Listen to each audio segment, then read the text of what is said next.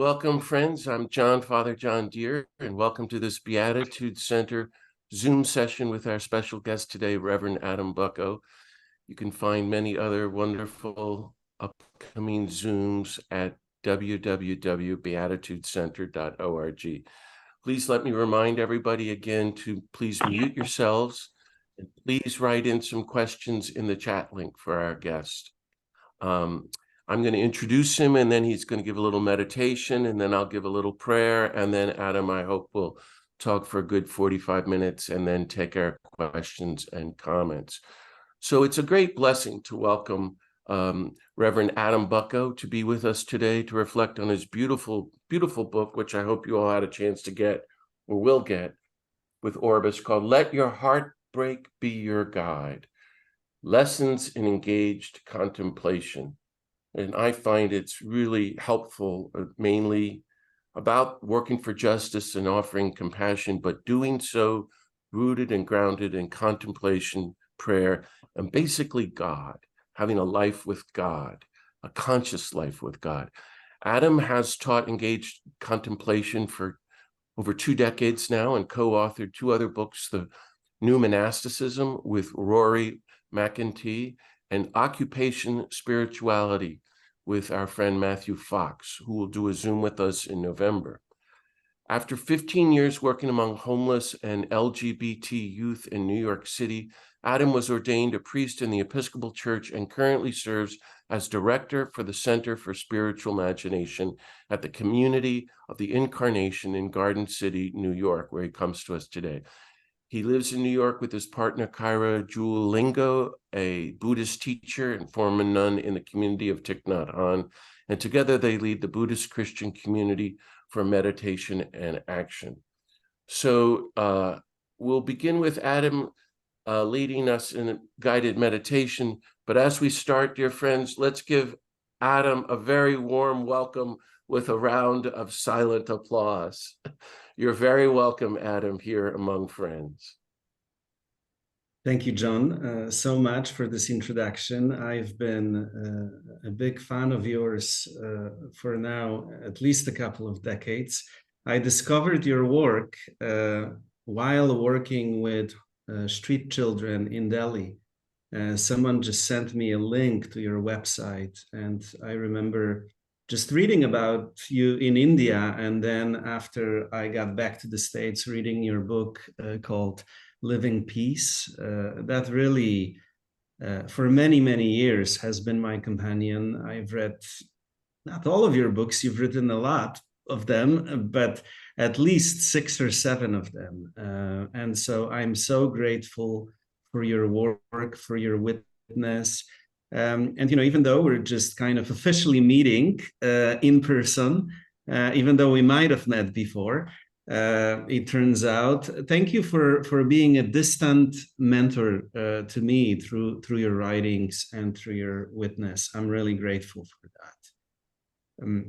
In terms of today, I just would like to get us started with just a few minutes of meditation, of contemplative prayer.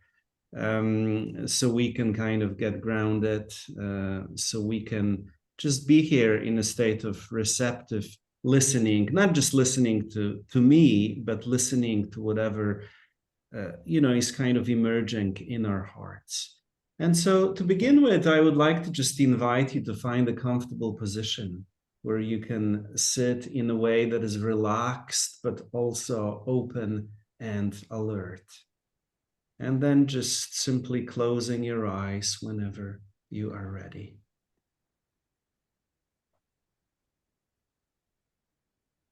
And as we are sitting here in silence, let's start by gently noticing what is alive in us right now. As you look within yourself, what do you find there? What shows up right away and what is reluctant to show up?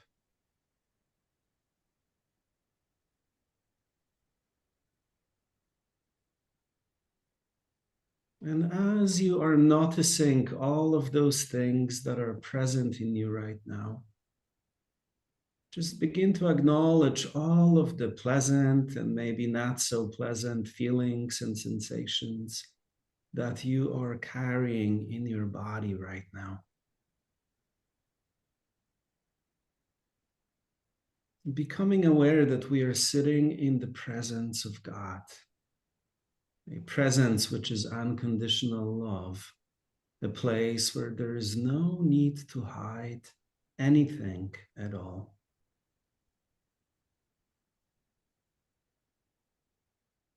And so just welcome this good news that no matter what kind of things you are bringing into this space today, no matter what kind of difficulties, mistakes, pain, or grief for the world that you might be holding on your heart, our God is longing to receive you just as you are, without exception.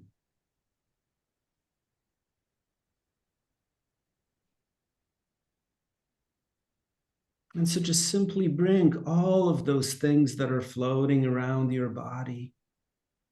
Just simply envision them flowing into your heart, knowing that your heart is big enough to hold all of those bits and pieces of your life, but also all of those bits and pieces of our world. And so just imagine that all of those things are simply flowing into your heart. And then whenever you're ready, just put the two palms of your hands on your heart.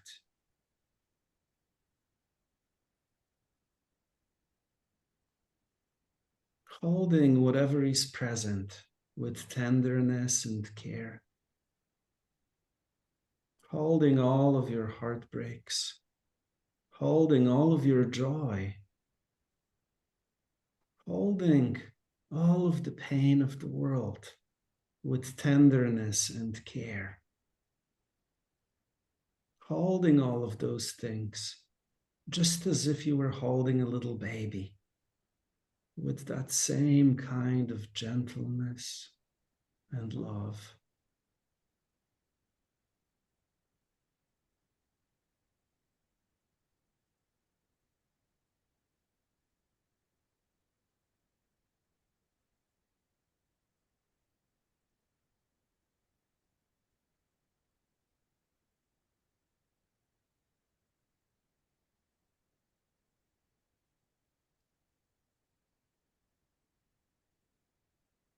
And now imagine that just as you're holding all of those bits and pieces of your life with tenderness and care, that now Christ is holding you with even greater love,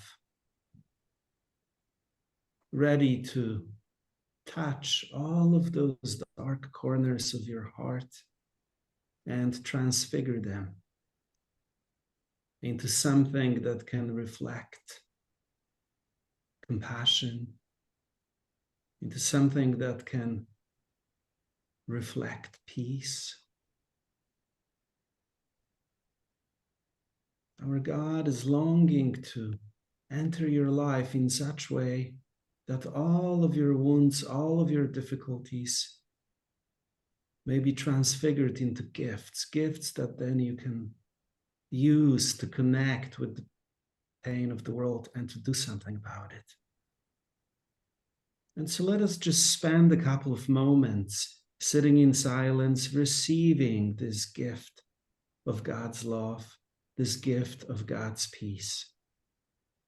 And after a moment of silence, I would like to invite Father John to offer a prayer to the God of peace, the God of nonviolence, the God of tender, motherly love.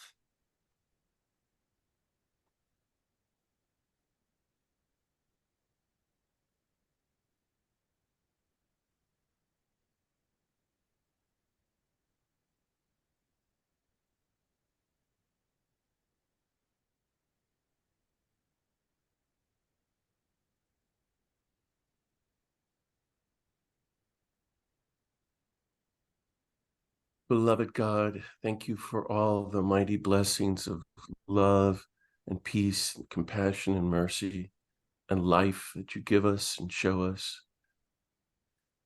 Be with us now and bless us as we reflect with Adam on your call to live in your light and your love and your peace all our days. That we might follow the nonviolent Jesus and do our part like Jesus to seek justice and equality, discernment and peace, and to do so like Jesus, grounded in prayer, contemplation, and meditation.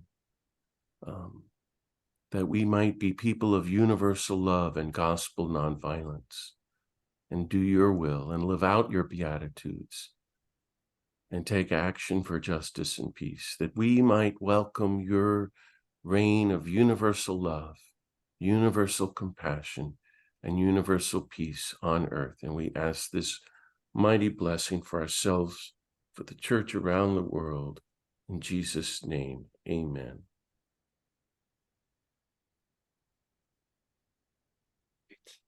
Thank you.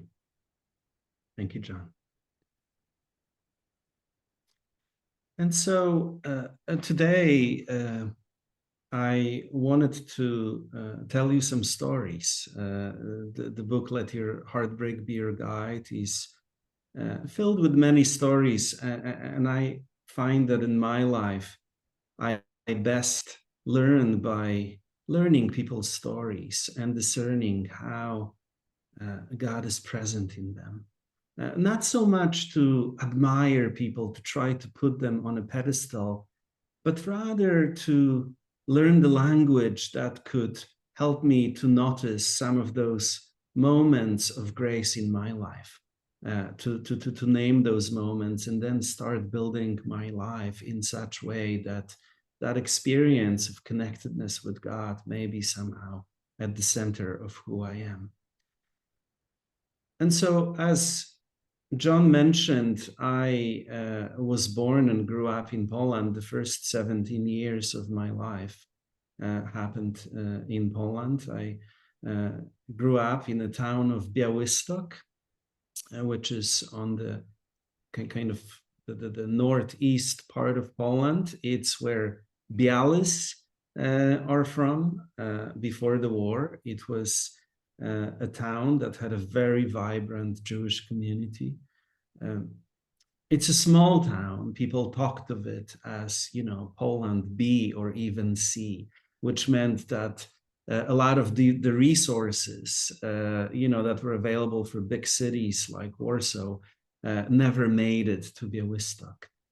We were also very close to what used to be the Russian border, which meant that when the system collapsed, our part of Poland was sort of governed by Russian mafia. And that particular region of Poland also was occupied by Russia for almost 200 years. So that was kind of in the background of just being there and trying to discern what my life needed to be. Early on in my life, I discovered that essentially I had two different choices that I could make as a kid. One choice was to essentially just become an alcoholic, because I saw so many people around me were just drinking and trying to numb themselves so they wouldn't feel the pain. The reality of Poland in the 1970s and 1980s was just kind of very depressing. It was very clear that, we had two different kinds of worlds.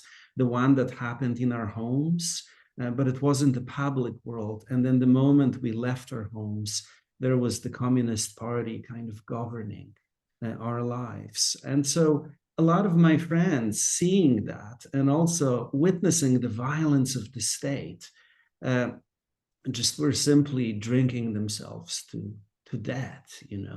Quite a few of them actually, hurt themselves badly. Few of them died in fights because violence was accompanied by that, drinking and then kind of letting go and acting out.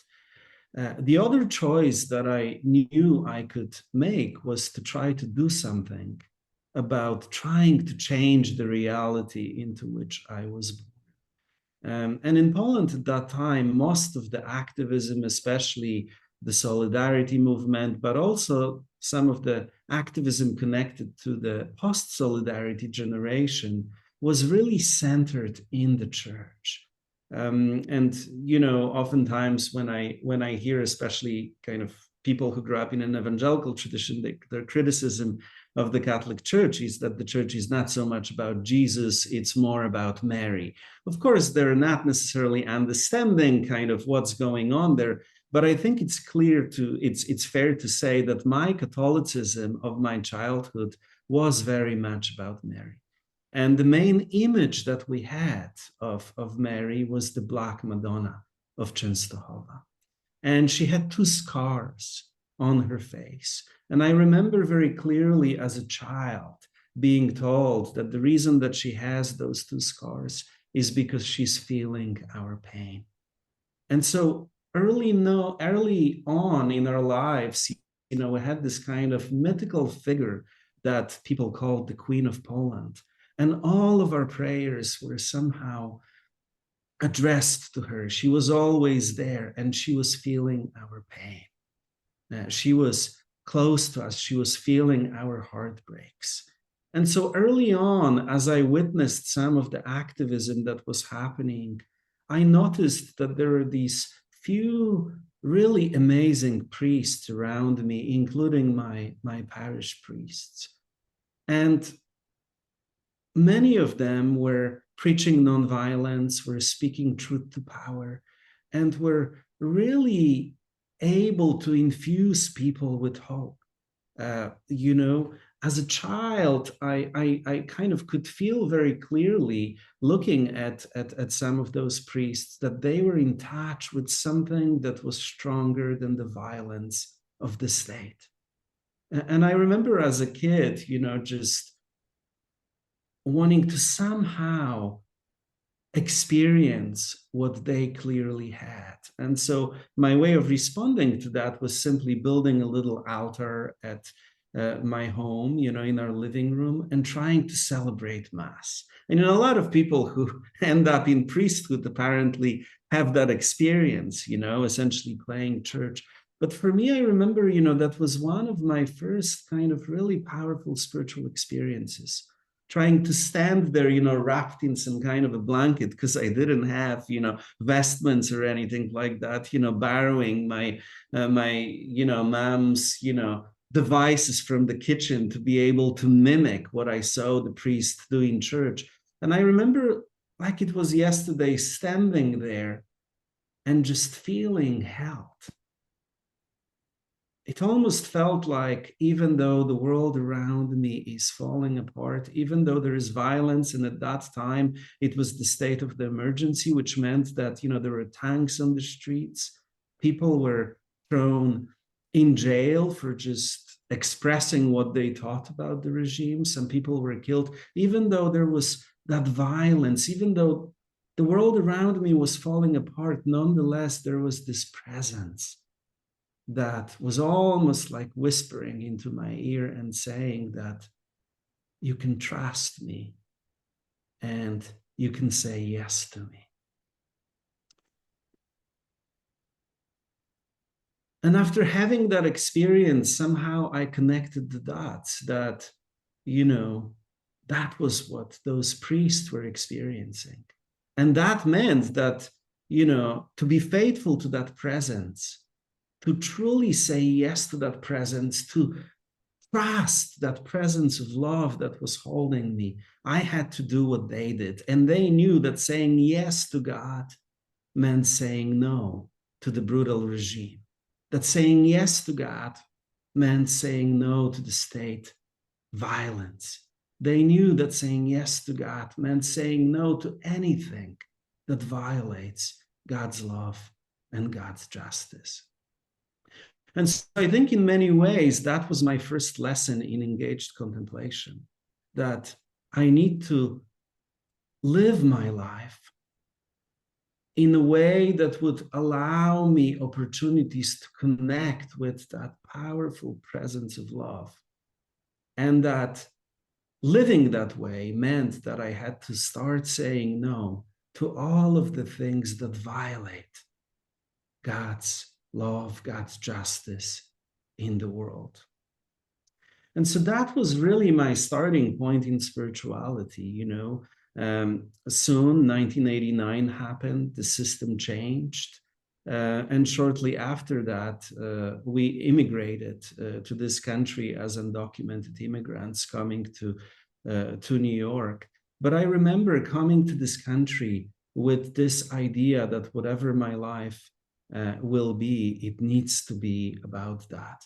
I was searching for some kind of a religious vocation. I was trying to find out, to really see how I could really become a priest. But what happened in Poland after the system changed, the church changed, and it sort of transformed really from being this amazing support system to the people to all of a sudden, kind of becoming this almost an abusive presence, trying to replace the Communist Party and essentially run the country. One of the other lessons connected to that, and that was very frightening for me as a child, was I realized that living that way, living in a way like those priests did, that there are consequences. My parish priest was killed by the government. He was the best friend of Father Jerzy. In Poland, we say Father Jerzy Popiełuszko. In fact, he continued his work in our parish. The work was called the Mass for the Nation, where thousands of people would gather once a month, and people would be gathered for prayers, and there would be these litanies, said out loud to the Virgin Mary, saying, "Oh, Mother of the persecuted, pray for us. Mother of those who harm us, pray for us. Mother of peace, Mother of nonviolence, pray for us. Mother of those who forgot their humanity, pray for us." And all of those guys were eventually killed, including my parish priest. So when I came to this country kind of knowing that that's the path that I wanted to pursue, I also was very frightened, because I knew that saying yes to God meant that there will be consequences. And as a kid, I don't know that I was ready for that, I was perhaps not ready to put my life on the line, so to speak. And so, the US was a very difficult experience for us. We had to figure out how to make a living, how to learn English. I started playing music on the subway on a guitar and hanging out with Rastafarians because I had dreadlocks as part of, my kind of youth movement thing. And Rastafarians immediately embraced me here. So it means that I learned the language from them. But then after 2 years or so of living in New York, I felt like my life fell apart. I started experiencing some of the kind of elements of what really was the post-traumatic stress disorder. All the violence, all the stuff that kind of registered in me, all of a sudden was coming up. And I started having panic attacks. I was really not able to live. At that time, I met someone who was a therapist who taught me a simple meditation that really changed my life within weeks. Again, I started feeling this sense of God's presence in my life.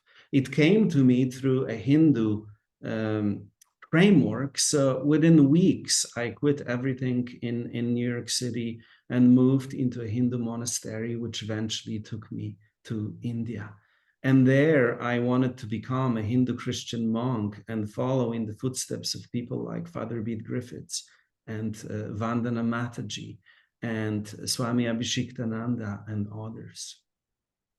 I had an amazing experience in India. I learned what the contemplative life is really about. I learned how to experience that peace that so many of our spiritual traditions offer us. But I also realized that my move to India, my move into this kind of a monastic way, was in some way a move connected to me wanting to just dissociate from my trauma, from all the difficulties that were so present in my life, from all of that violence that I was still carrying in my life.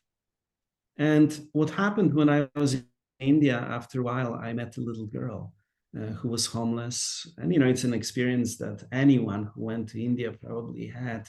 I was standing on a dark street, and all of a sudden, this 13-year-old came up to me, took my hand, and started walking with me, asking me to buy her something to eat. I looked at her. Her face was just, burned with cigarettes. She was just skin and bones, wrapped in some kind of a rug. And people, before going to India, people told me, don't give money to beggars. It's a well-organized business and all that. But how can you say no to a child who's holding your hand? And I remember, when I had that experience, and again, many people have had that experience, but for some reason, what it did for me, it was almost like a button was pushed in me. And all of a sudden, I felt like I crashed, like I fell into pieces. And all I was feeling was grief, was brokenness. And I knew that somehow, whatever my life will be, it needs to include saying yes to this little girl.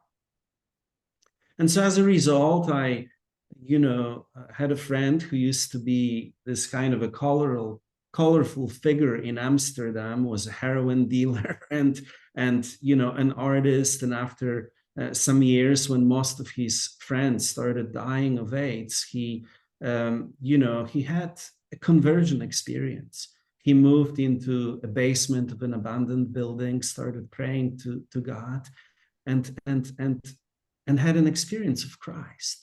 That meant that he then became a conservative Christian, went to India to try to convert the world for Christ. But everything changed when he saw a dying man in the gutter with maggots in his body. And he knew too that he had to say yes to that. He brought that man into a room that he was renting, and eventually it became a village of broken people, a Hindu Christian ashram that served the poorest of the poor.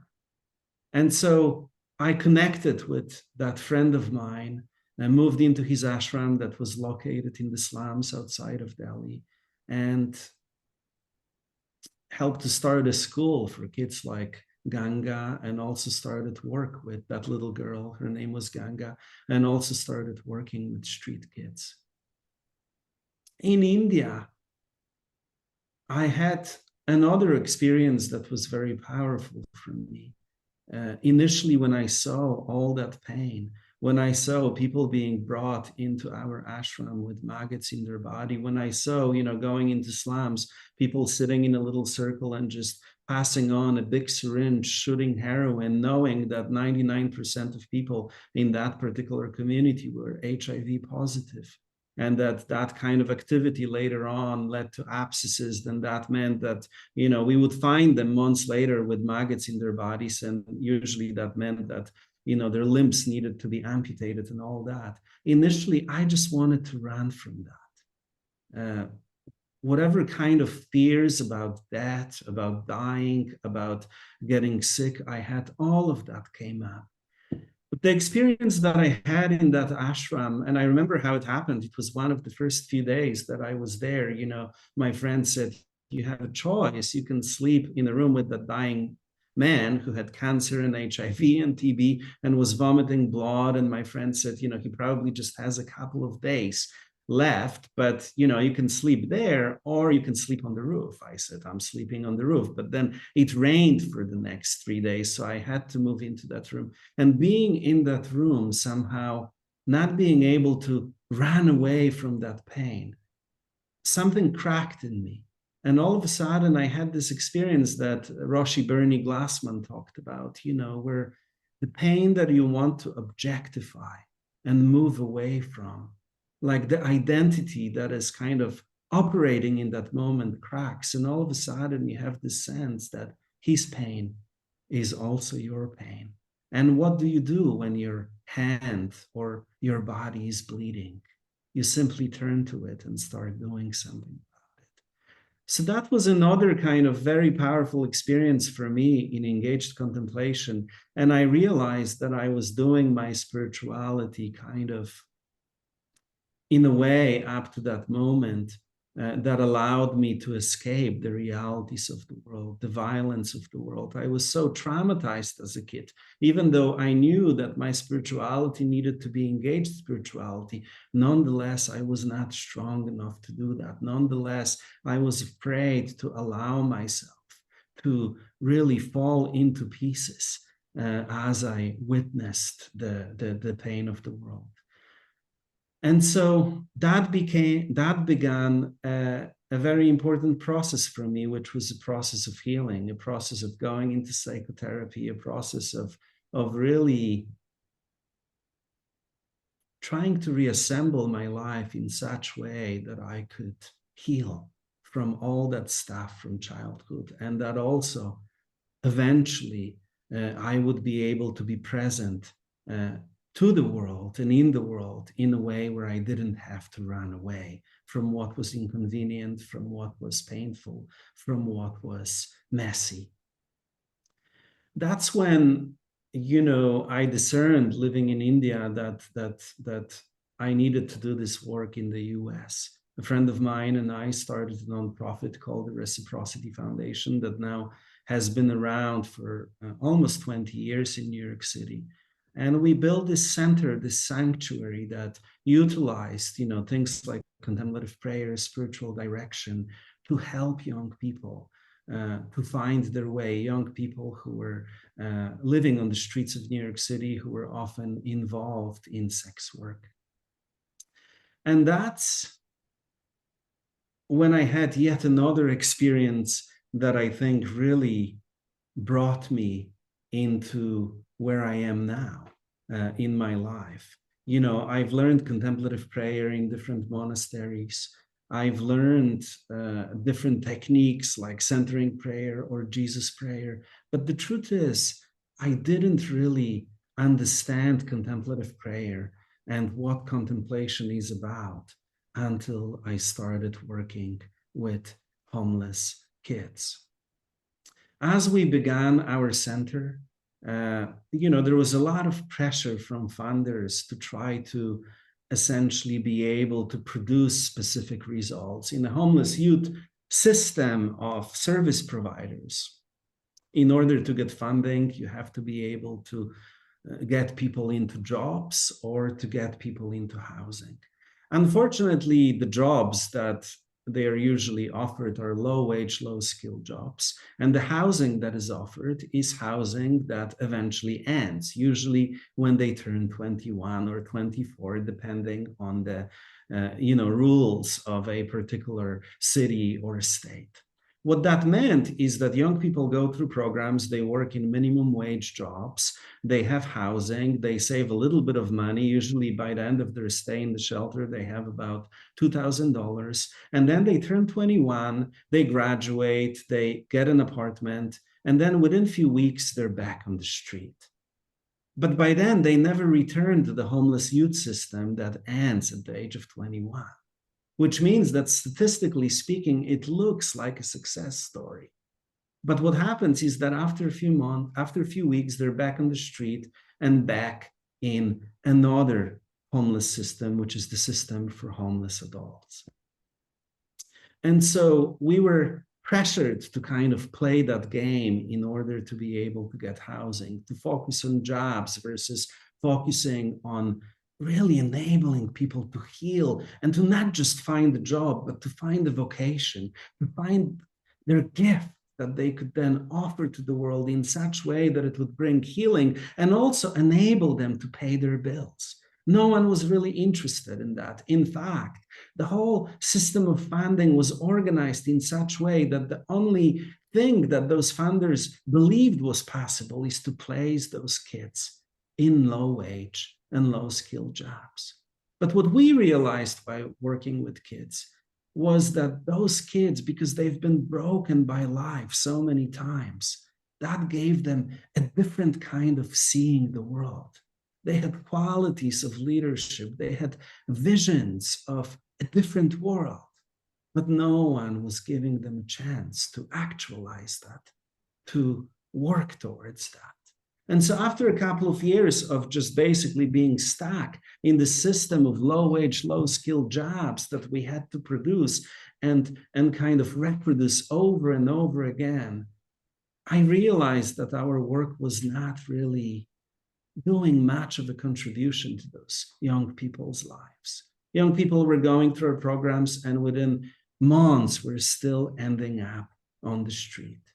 And that's when a wise mentor of mine said to me that my work with homeless youth need to be treated in the same way that I look at prayer, that I look at what contemplative prayer is.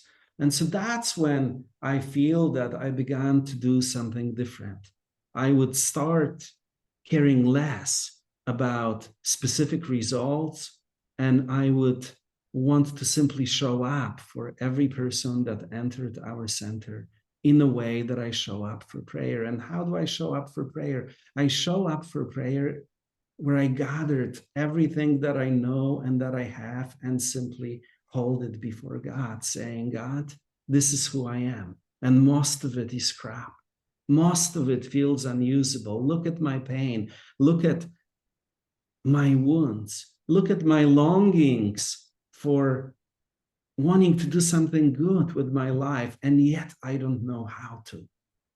And so I would just show up in that way for everyone, just simply being there with them, accompanying them into the depths of their pain without any buffers. And what that meant, that we would just simply sit there and fall apart together, because what else can happen when you witness the terror, the violence, the tragedy that a lot of those young people experienced in their lives? And that was the gift, to allow myself to fall apart in that way. Because what I discovered as we do that, as we sit with the pain of the world, as we sit in with all of it in that kind of state of receptivity and listening and opening, allowing that pain to shatter us, something happens. And underneath it all, there's this sense of this presence that just simply emerges in our midst. And all we have to do is just to say yes to it. And then the healing happens. Then the right words come. Then the right skill sets that I know I have, but somehow they manifest differently.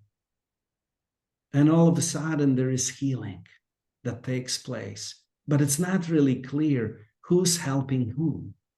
Because in those moments, I know that I'm receiving just as much, if not more, than what I'm offering.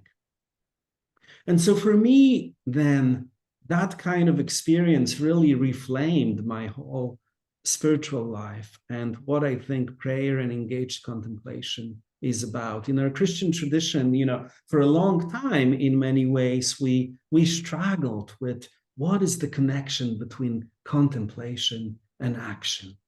For a long time, I think it's fair to say that our tradition on some level had a bias. In the Middle Ages, I don't even know if clergy or especially monastics believed that lay people or people in the world can really have spiritual lives, right? And then with the kind of coming of the mendicant orders and eventually the Jesuits and others, the contemplation and action piece began to be more integrated, with the famous sermon from Meister Eckhart, who talked about Mary and Martha, kind of flipping the whole story on its head and saying that it's the active one who was more advanced. And so for me, I realized, as I began working with people in this way, that it's not so much about how contemplation can be connected to action, but rather how action can actually become contemplation. And so that really reframed my whole view of the tradition and my whole view of what we can do, because I started looking at activism not just as something that we do, not just as this kind of a strategic maybe way of approaching how systems can be changed, but rather about that primary experience of becoming this kind of a receptive container into which the presence of God can flow, where all that we are and all that we have can be touched with that reality and transfigured into something that is then kind of sped out into the world, where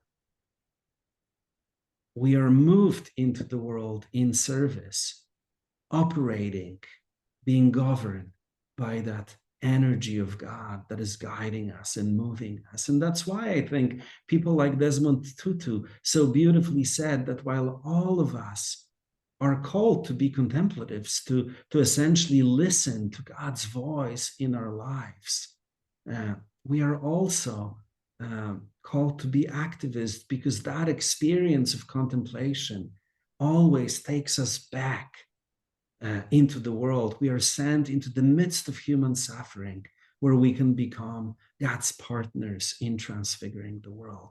And I believe this is what Father John has done with his life. This is what people like Oscar Romero or Dorothy Day have done. This is what people like Saint Teresa Benedicta of the Cross have done. They experience that presence.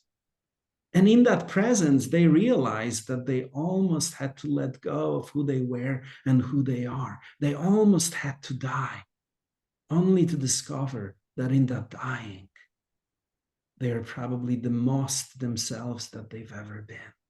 You know, St. Augustine has this beautiful passage in one of his commentaries where he says that deep within the cabin of our hearts, there is a sleeping Christ. And our spiritual practices, our religious life really enables that Christ to wake up from sleep. And once that happens, our work is really to allow that Christ to live, to love, to work, and to protest through us. So essentially then, contemplation and action becomes one thing. Our goal in life becomes about letting God live through us as much as often as possible, where our life becomes a reflection and an extension of God's life. And I think that in many ways, that's what, the book, Let Your Heartbreak Be Your Guide, is about. It is a call, an invitation for myself and for everyone else to live in that kind of a reality, to discover who we are in God, and to allow that God of peace, that God of nonviolence, to simply live through us as much and as often as possible. Now, we have to be careful here, because I think that, what I'm describing, perhaps maybe sounds a bit esoteric, a bit, I don't know, too intuitive. It doesn't mean that we can't be strategic.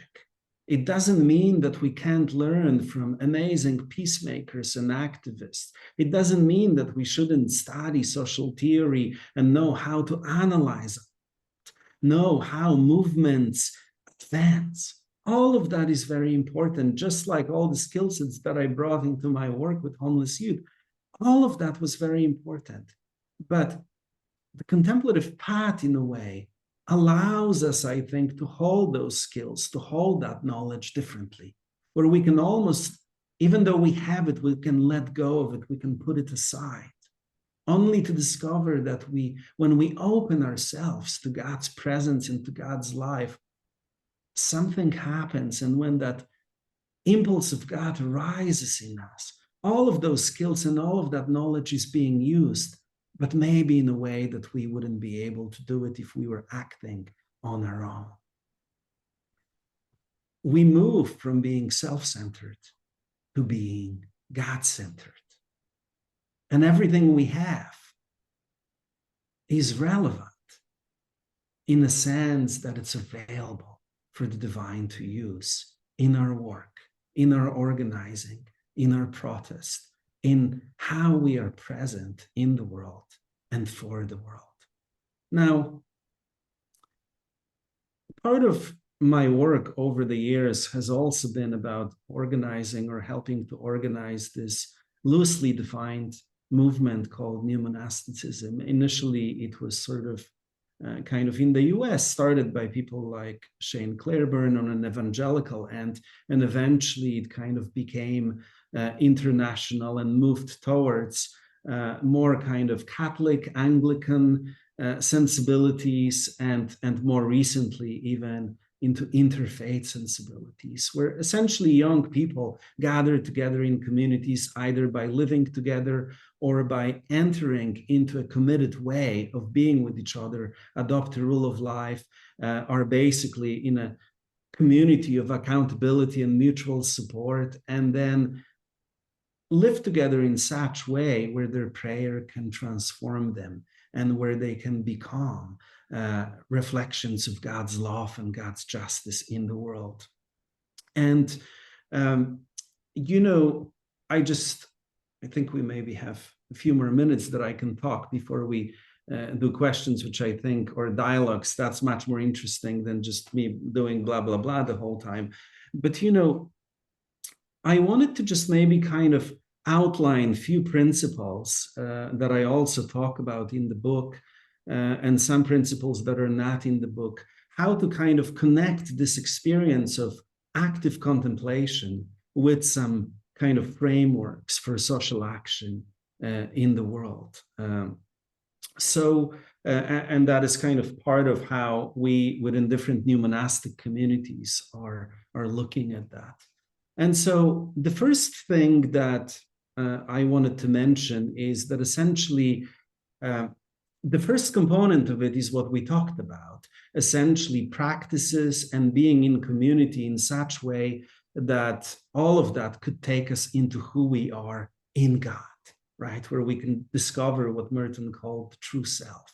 And that oftentimes, that experience is connecting to this kind of an insight about who we need to be in the world, which is a discovery of our vocation.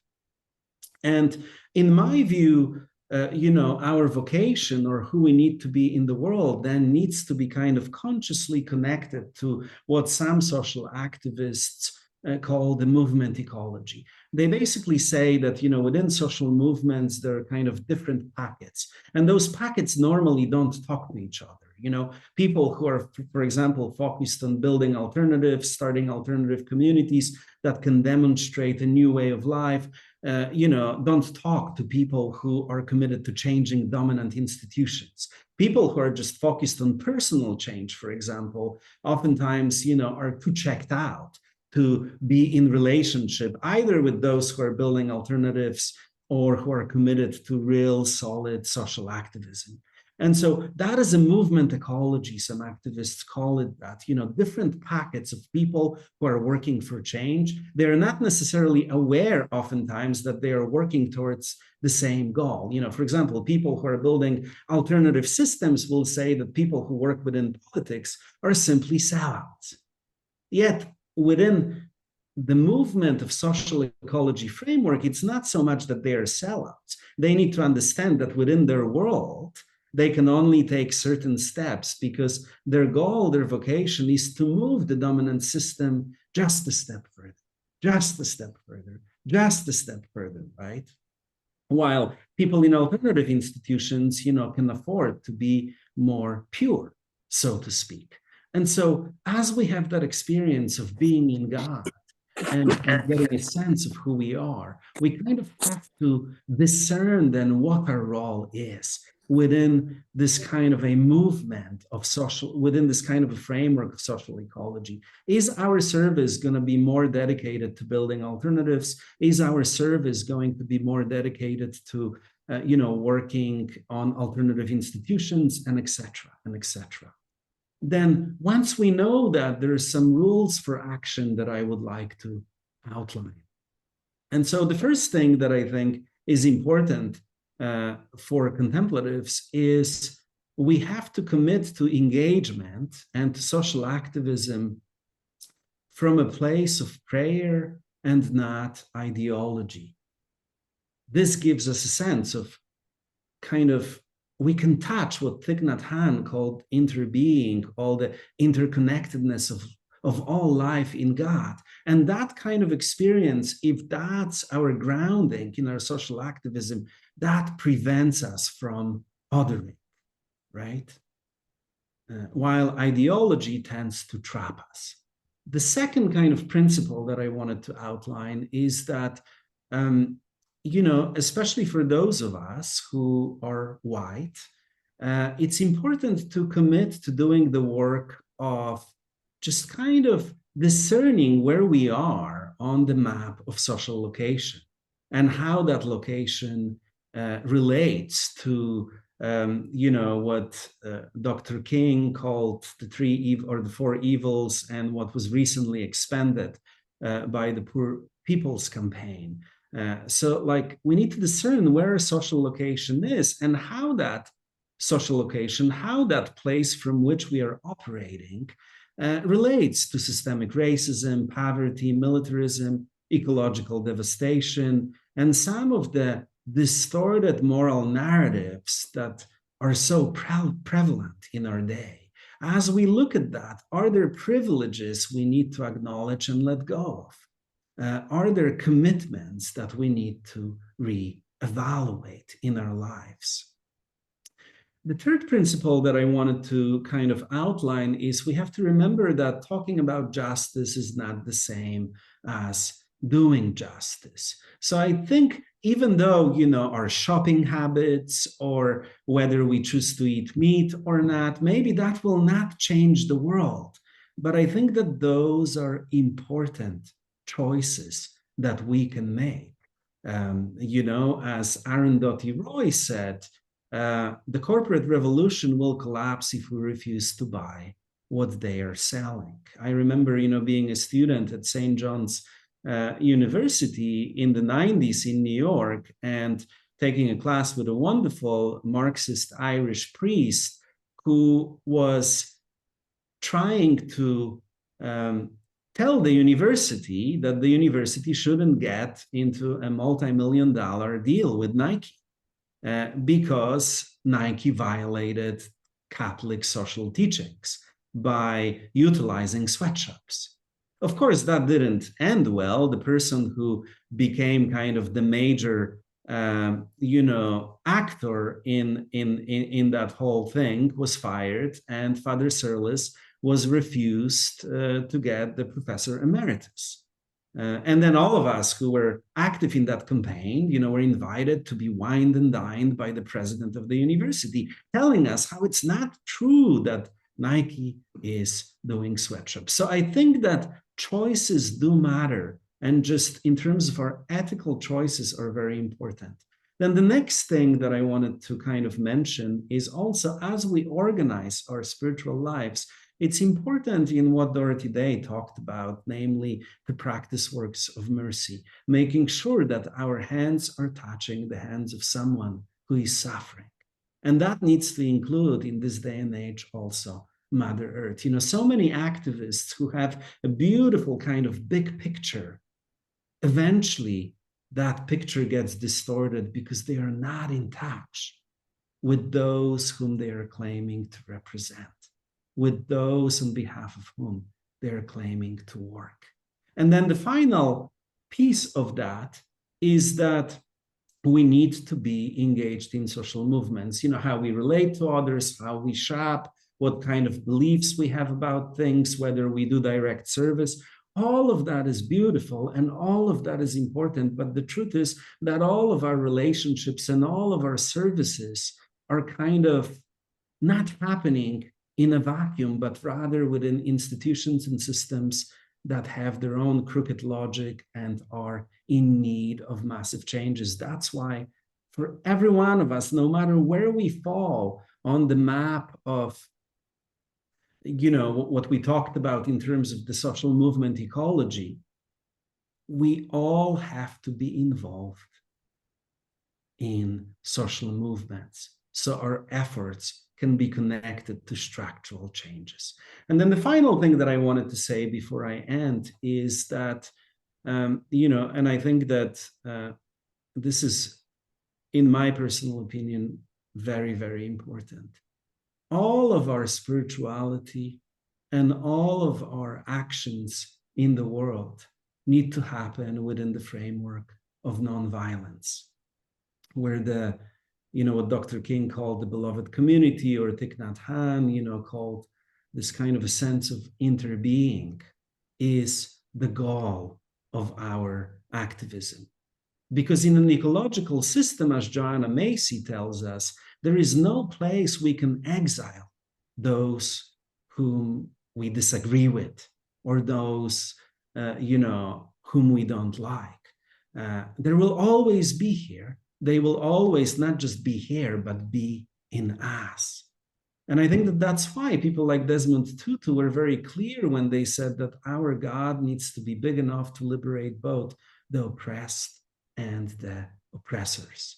Many of the present day activist narratives that we hear today, can kind of be traced back to the 20th century French theorists and intellectuals. And at the heart of, their views was essentially a conviction that there is nothing but social construction. No deeper reality exists. You and I are composed of programs that run our lives, and as a result, all relationships are seen in the light of the dynamic of power that is present between us. And so the main question within that kind of way of viewing social activism is then, who will be more powerful, or who will win? Which side will win? Will it be the oppressed, or will it be the oppressors? Only one can be on top. The other will have to be on the bottom. And so while clearly it is true that we are run by programs and are a result of social construction to some extent, and that replicates, or gives us access to power depending on where we are, that is not all there is. These days, sometimes I hear, people quoting, stuff about social construction as the only reality, right next to, quoting indigenous elders or mystics, and I think it's important to acknowledge that those worldviews, those philosophies of human person, are not always compatible. So I think it's important for people who are committed spiritual practitioners to say that for us, the goal is not to win, but to be transformed into a reciprocal way of being that reflects justice, nonviolence, and love. We are asked to believe not just in our own transformation, but also in the transformation of our enemies. As Christians, we are following a bunch of murderers like St. Paul, who had an experience of Christ and who was transformed by that. We have to hold that as a possibility for all and not just for ourselves. But having said what I said, I also want to say that what I am saying, kind of criticizing some of that kind of contemporary worldview connected to activism, that criticisms is often offered by people, usually in my experience, white men, who are saying exact same thing to avoid doing the work and to not want to focus on things like, analyzing where they are on a map of social location and kind of analyzing the power and privilege that they have.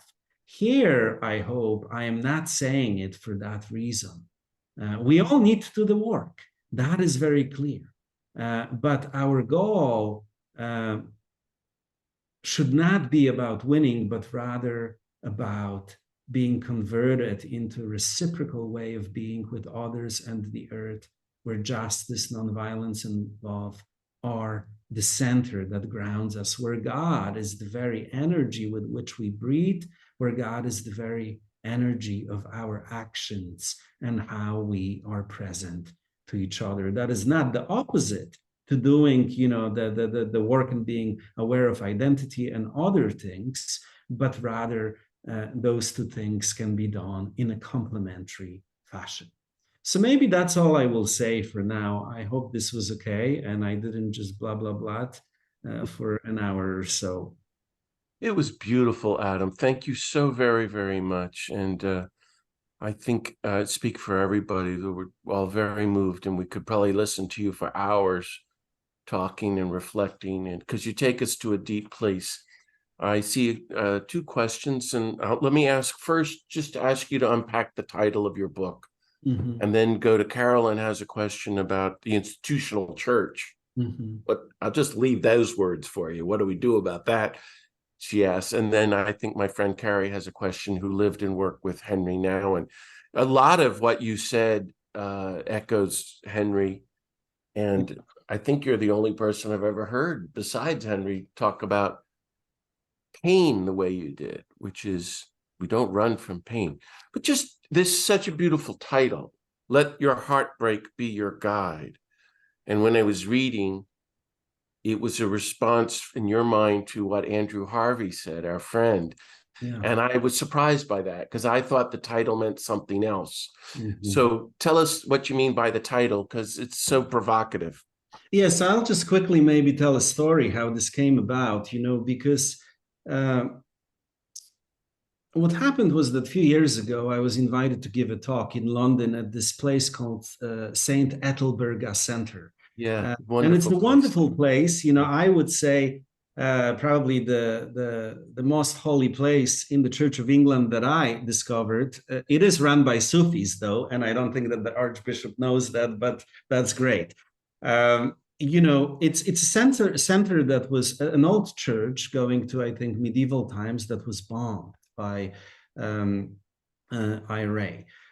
In the 80s, I believe. And then when it was kind of reconstructed, the Bishop of London felt that it shouldn't just be a regular church, it should be a center for peace. And so I started working with them a few years ago. And at some point they invited me. I think maybe I was on a book tour for Occupy Spirituality, and they invited me to give a talk there. And we had a wonderful time there, kind of engaging in a dialogue. And what happened was that after my talk, a young woman approached me and asked me if she could speak with me. And so we went outside, and, in their courtyard, they have this beautiful Bedouin tent, that you can go in and just sit on the floor and talk. And I mean, it's just really a very special place. And so we sat there in that tent for a while, and she had some serious questions that she wanted to talk about. Questions not so unusual for a person her age, questions about what a young person needs to do with one's life in our seemingly broken world, questions about her vocation. And so as we sat there on that floor of that Bedouin tent and talked for a while, I was sort of partially not there, because I knew that my plane was leaving for New York in 3 hours, and that I really needed to get to the airport, or else I will miss my plane. And so I felt like I really wasn't able to respond to her. Like, the words were just not coming, and so at some point I just said, because she was saying how people are telling her to follow her passion, and to just do with her life what will make her happy. And she felt that that was a cheap kind of advice. And in that moment, those words from Andrew Harvey just kind of came to me. And I remember that's what he said to me many, many years ago. He said, don't follow your bliss. Look at the world and see where following our bliss has gotten us to. Instead, follow your heartbreak. So that's what I said to that young person that day in London. Look at the world, see what breaks your heart, and let your heartbreak be your guide. And, I had mostly forgotten about that conversation. I was also almost late for my plane, but I made it. And then months later, I got an email I think on Facebook, actually, maybe a note from this young woman. And she said, remember, I'm the person you had that conversation with in a Bedouin tent after your talk at St. Ethelberga. And you told me to follow my heartbreak. And I sat with that question for a month, and I grew very frustrated with it because, I was just kind of falling apart and nothing was coming out of it. I wasn't getting any insights about what my life was to be. And so one day I just said, screw it. I just got very angry at you for giving me that question. And I was just like, the hell with it. And then at that moment, I just turned on the TV and sat there and was like, let me just kind of relax here. And she said, when I turned on the TV, um, all of a sudden, there were all these stories of Syrian refugees arriving on the Greek island of Lesbos. Women, children, men, all scared and broken, and some barely alive, escaping the violence of war, hoping that they can survive the journey across the ocean, hoping for a new life. And she said, when I saw that, I knew that I needed to pack my bag, get on the internet, and go there and simply join the people who were rescuing them from the street. And she said, being there broke my heart. It brought me to my knees. It shattered me completely, but it also gave me a new joy. And she said, not a false kind of joy that is a result of avoiding life's discomforts, but rather a joy that knows difficulties and heartbreaks and yet still survives. A joy that is an assurance that I am doing the right thing. And so, the amazing thing about that was that she then went back to London and reorganized that center where I gave the talk. And they created an amazing training for sacred activists from different traditions where people were able to go to Greece and serve in refugee camps, and where a whole network in London emerged out of that, where people were helping refugee families to transition into a new life. And I remember, some months after that, a rabbi from London came to visit me at our Center for Homeless Youth, and he said, I'm part of that same effort. I'm organizing all the Jews in London who are refugees from Arab-speaking countries. They all know Arabic, and now they are serving as counselors to Arab families that are arriving, and it's allowing both sides to heal. And so this is a very long story, but that's why this book is called that. It's an invitation to really be with the world and to allow the world to shatter our hearts, trusting that when that happens, something of God will be felt, and we will be moved to know what is our role in trying to, as one old Jesuit once told me, to build the kingdom of God one person at a time. That was so beautiful, Adam. Thank you. Thank you. I was mulling on that all day yesterday. I told Adam beforehand that I was blessed to be at this great event, the opening of the new opera in New York City, the Metropolitan, called Dead Man Walking, the spectacular opera about the life of Helen Prejean. And so we were there, and then there were speeches afterwards with the cast and all.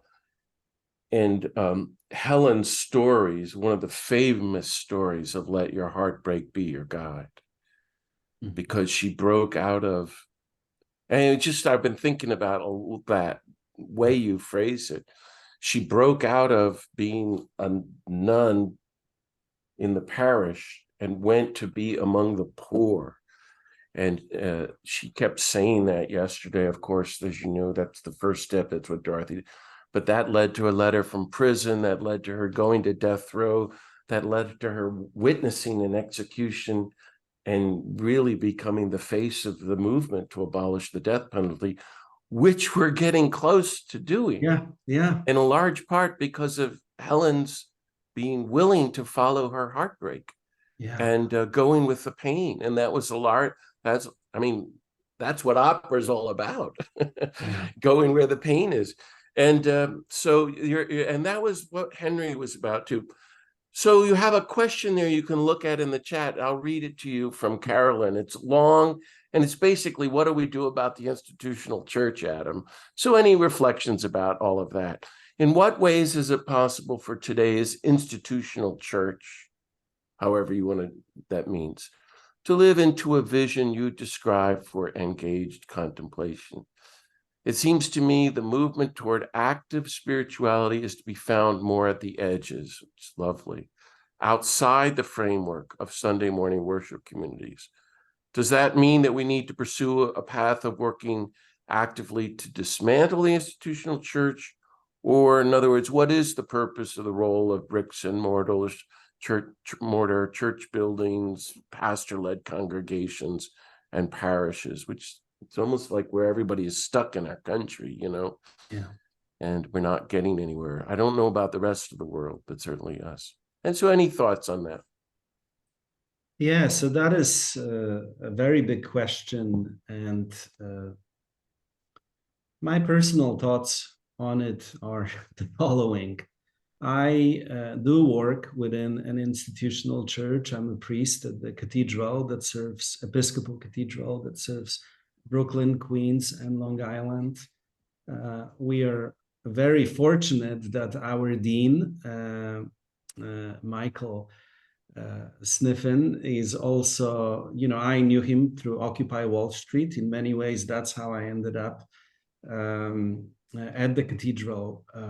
And so he's not a typical kind of a cathedral dean or a rector or a pastor. And as a result, we have this kind of container of freedom where a lot of good work can happen.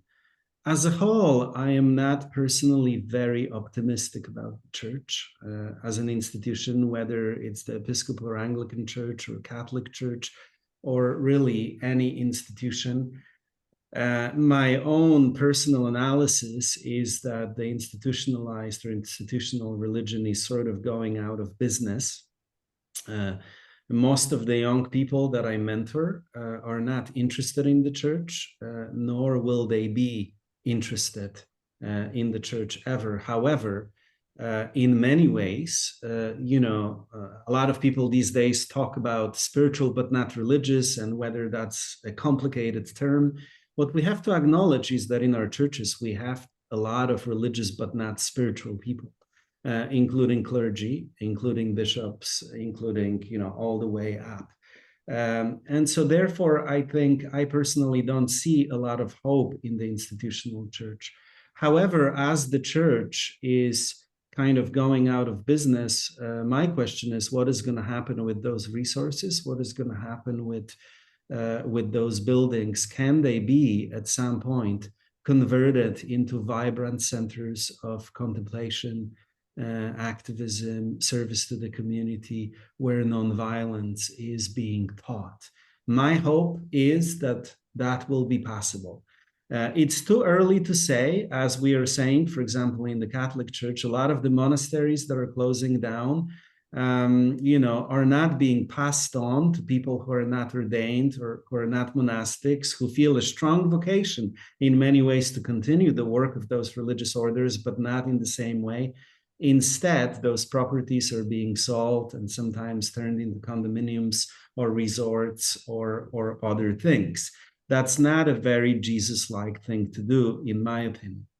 However, having said that about the institutional church, I also have to say, as someone who has been involved in the conversation about interspirituality or this kind of post-religious spirituality that is being pioneered by many young people today, we also have to acknowledge that even though that conversation has been going on for decades, there are not very many communities, if any, that emerged out of that process of conversation. There are not many communities in that space that produce people who are willing to risk their lives for other people, for justice, for nonviolence.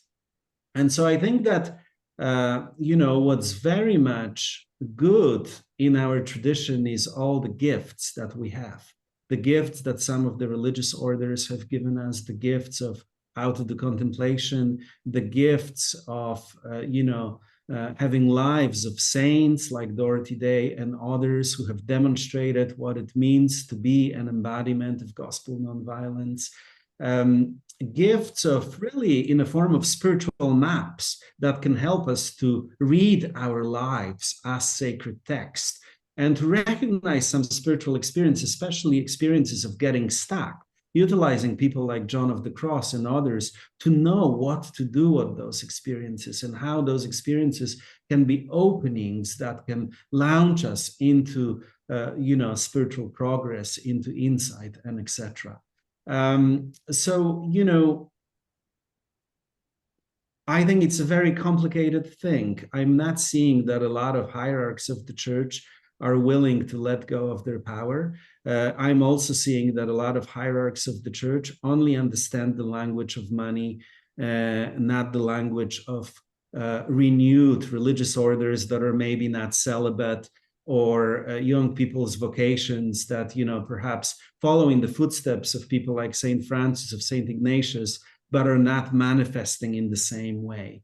And my question is, once we see drastic decline, which we're already seeing, but even more drastic, will those people wake up or not? I think some of us are called to work within institutions. I certainly am. That's good. And some of us are called to build alternative, systems and communities. And I think both are very important at this stage of our development. I don't know if I'm, offering any insight on this, but that's kind of where I personally stand. Not very hopeful, but hopeful enough that perhaps something could shift. Oh, that's beautiful, Adam. Thank you. And I'm sure Carolyn found that helpful too and interesting. And I think, we just had Cornell West on here a week or two ago, and he was incredible. And he spoke of Dr. King in the end becoming hope. And I dare say, I think you give us hope for an old person like me, because you've been at this as a young person and in serious pursuit of the contemplative, religious, and spiritual life, and let the Spirit lead you even in non-institutional ways. And it's really, really beautiful. There isn't another question, so I'm just going to keep asking them unless Kathy or Judy or Cheryl, some of my friends, raise their hand. I'm just going to keep talking here, Kathy. Yeah. Two things: nonviolence and Buddhism. So, as you know, my passion has been teaching the nonviolence of Jesus and the methodology of nonviolence to Christians and in the U.S. and around the world, and especially to teach that Jesus is nonviolent. And you've used the word, and I'm wondering if you could tell us what that means for you these days on your journey, as you reflect on personal, interpersonal, and global nonviolence, the movements of nonviolence as a way of life in any which way. And second of all, because of your partner, your wife, being a member of Thai's community, and your own association with that Christian Buddhist meditation group that it looked like you founded, I wondered if you could talk a little bit about how Buddhism has helped you, because it certainly helped me. Thich Nhat Hanh has certainly helped me personally. And I think those are really two key ingredients for going forward in a world that's going to be collapsing more and more, and in the churches, as the churches collapse more and more, and our country collapses, that we have to be people of nonviolence, and we have to learn from Buddhism the wisdom of living in the peace of the present moment. Things like that, Adam. Yeah, thank you, John.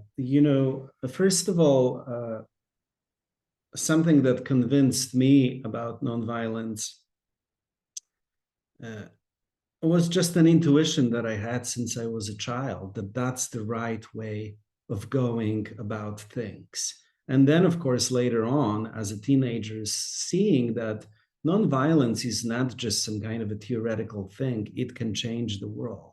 I saw Polish society shifting, like, you know, the empire, being the Russian Empire, the Soviet Empire, being kind of brought down into its knees, you know, as the solidarity movement and Polish activism very much was committed to violence. There was a little bit of violence here and there, but for the most parts, it was really a non-violent movement, and people like Father Jerzy were very clear about it in his preaching. I mean, he really, I like to quote you, John, from an article that you wrote many years ago for the National Catholic Reporter, where you called him the King, Dr. King-like figure of Poland. And he really was that, you know.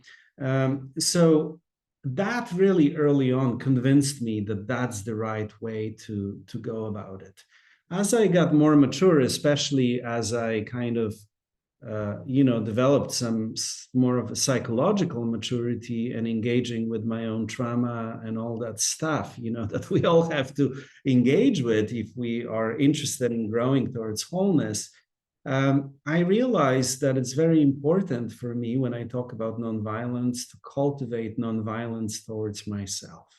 And I know, John, that has been part of your teaching on nonviolence.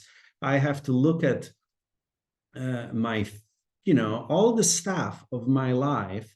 And the first temptation is to be quite harsh when I see some things. The program on which the world works also is the program that lives inside of me. So I have to actively be in the process of conversion to try to, you know, cultivate nonviolence and compassion towards myself. The second stage would be, you know, in relationships, in my service with others. And, you know, I'm married. So as anyone who is married, you know, marriage is really a deep spiritual practice. You know, I've never been a violent person in my life, but, you know, we all have those things rising in us where we just want to go like that or dehumanize someone in terms of how we, you know, perceive them and etc. And so the second component is, you know, like making sure that every day I am renewed by my spiritual practice. I have enough spaciousness in me to really respond to everything from a place of love and nonviolence. That starts with my wife, and then it expands to, you know, sometimes difficult parishioners, sometimes, you know, difficult situations that I encounter. And then finally being engaged, you know, in a movement for nonviolence.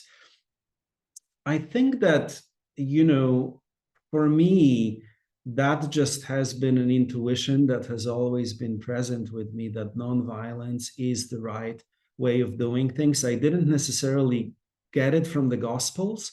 It was just kind of all around. But as I began getting into the Gospels and really studying it deeply, I am also 100% convinced that you know, that Jesus has been and will be nonviolent, and that if we don't get that part of his teaching, we're getting very little of his teaching, if anything.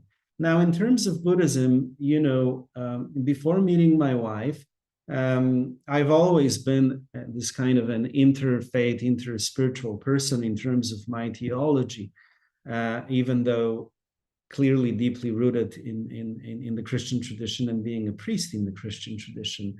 But Buddhism was one of those traditions that I didn't have as much interest in. You know, I loved Thich Nhat Hanh. I've never met him, but his teachings have always spoke deeply to me. I discovered him at the age of maybe 19, where someone gave me his book in Polish. The book was Peace is Every Step.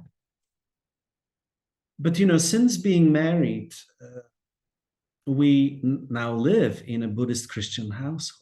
And I've got to really experience the gift of Buddhism in a way that has really transformed my spirituality. You know, Buddhism may not talk a lot about, you know, the divine, or get involved in theological kind of discussions about whether it's a personal thing or impersonal thing or whatever. But it gives us these simple but powerful tools that allow us within moments to just be living in that reality. It's a kind of a direct in that is just so profound and so beautiful.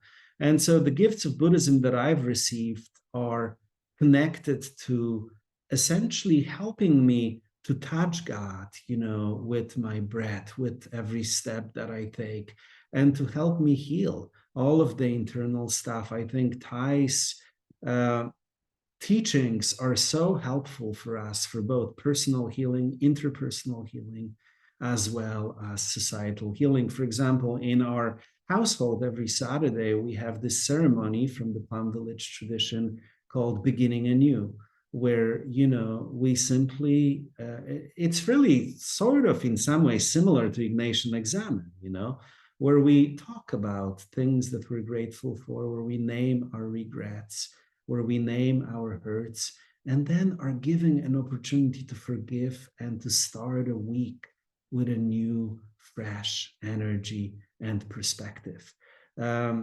I think those are the very practical gifts of Buddhism that I think every Christian could benefit from, And of course, Thay's own commitment to nonviolence. I recall, the beautiful poem about pirates, call me by my true names, Yes. that he wrote. I mean, to me, that poem alone is like, I mean, that's the teaching in terms of like what I was trying to say, about not othering others and all that stuff, Wonderful. I'm seeing that the time is up, and I bet you we could all talk with you all afternoon and ask questions. I know I could. Wow, it went really quickly. Thank you, guys. Well, maybe we should wrap it up because we said that, but if anyone wants to stay on, I can stay on a few minutes, but you don't have to, Adam. Yeah, I can stay for a few minutes as well. Okay, if you want to, that'd be great. There's no obligation. Well, then let me just say officially, first to thank you and then ask Adam to give us all a closing blessing, and then I'll turn off the recording.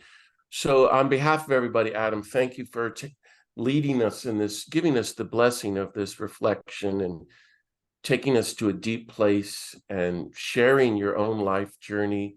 It's so helpful because it helps us understand our own life journeys, and then reflecting with us on the points in your book, especially your concluding points, which are really helpful reminders about some of the basics of going forward in this sick culture. So, hey, everybody, how about a round of applause for our new friend, Adam? That was great, Adam. Thanks so much. Thank you so much. Yeah, give us a blessing and I'll turn off the recording. Okay. So let us just place ourselves in the presence of God. Beloved God, thank you so much for bringing us here together on this beautiful, beautiful day. For so many people, this day is not so beautiful as they're experiencing violence in their lives, as they're experiencing poverty, as they're experiencing many, many heartbreaks by institutions and actors that we are all part of. And so I ask you today to send your Holy Spirit upon us, to send your spirit of peace, to send your spirit of healing. May we all be touched with your love. May our questions, may our wounds, may our confusions be transformed into a clear vision, so each and every one of us can know, how are we to serve you?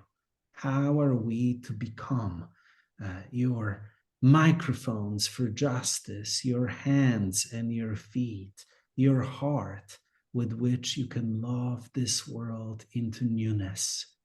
Please continue to guide us. Please continue to speak to us and give us courage to say yes, so all of us may become an expression of your love, of your nonviolence, of your deep, deep motherly care.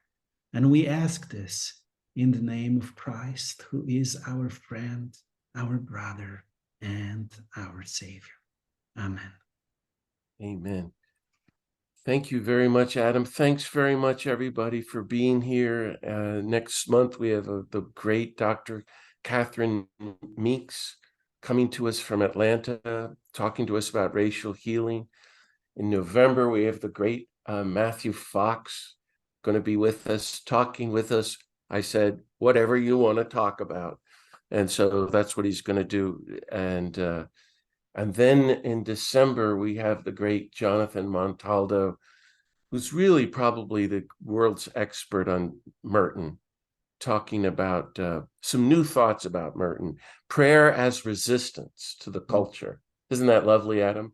Yeah, and then in January, I've been in touch with and corresponding with Jonathan Eeg, who just published a 1,000-page biography of Martin Luther King, the big bestseller. It's in all the bookstores in the country.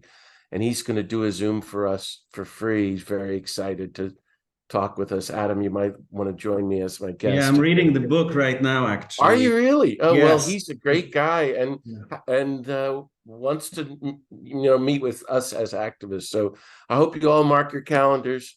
Thanks very much. See you next time. God bless you. I'm going to turn off the recording, but stay here if anyone likes to.